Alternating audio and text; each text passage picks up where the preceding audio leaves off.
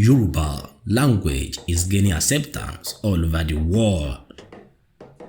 A TikToker who goes by the name with TikTok handle at Tiago29 with over 100,000 followers on TikTok usually flaunts his Yoruba speaking skills on his page.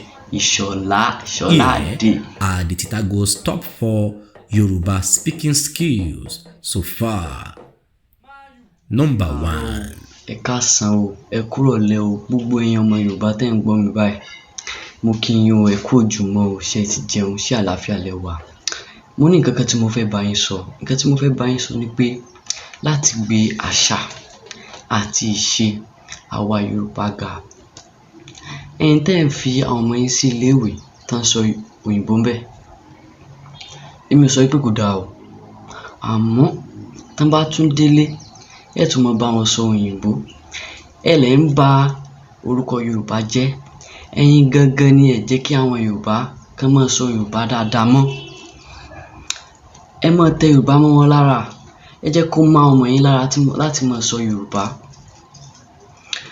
Àṣà Yorùbá ó dùn jù. Èdè Yorùbá ó tún dùn láti sọ, láti máa gbọ́ náà. Ẹ jẹ́ ká gbé Yorùbá ga. Ṣé ẹ gbọ́ nǹkan tí àwọn bàbá wa mọ́nímọ́ní, àwọn bàbá wa mọ̀yànmọ̀yàn, ṣé ẹ gbọ́ nǹkan tó sọ ni? Wọ́n ní láti lé láti ń kẹ́ṣọ̀ọ́ ròde. Ẹ̀yin tẹ́ ń kọ́ àwọn ọmọ yín ní Yorùbá lé, ẹ jẹ́ kó mọ́ wọn lára déta kí wọ́n lè máa sọ níbikíbi tán bá wà. Lẹ́ẹ̀kan sí i, gbogbo yín tẹ́ ẹ dúró tì mí, tẹ́ ẹ fẹ́ràn mi, Ọlọ́run dúró tẹ̀yin náà o, Ọlọ́run fẹ́ràn yín náà o, àní ṣòfò o. Orúkọ mi ni Tiago, mo tún sọ lẹ́ẹ̀kan sí Tiago. Ẹ lè pè mí ní Ìṣọ̀lá, oríkì mi nìyẹn, Ìṣọ̀lá Adé. Mo kí gbogbo yín, Yorùbá gbé wa o, ẹ ṣé. Number 2. Ẹ má lọ wá o, àgbàdo làwa ń jẹ yìí o. Tẹ́ bá fẹ́ jẹ ẹ sọ, ẹ̀yin lẹ ń sakọ, èyí pé ẹ lè jẹ àgbàdo. Àgbàdo ń bẹ ní títí ẹ jáde ẹ lọ rà ẹ jẹ.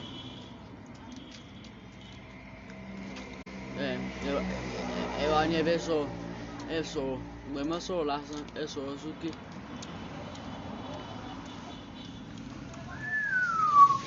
Number 3. Ẹ ń jẹ fried rice, níta wá fẹ́ jẹ ni. Ẹ̀fọ́ nù, ẹ wá bá mi tó ẹ̀fọ́ o. If you don't get it, don't even talk about it. And number 4. Watford.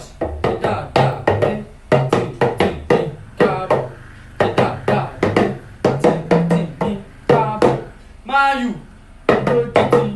Chelsea ni bàbá yín. Mayu.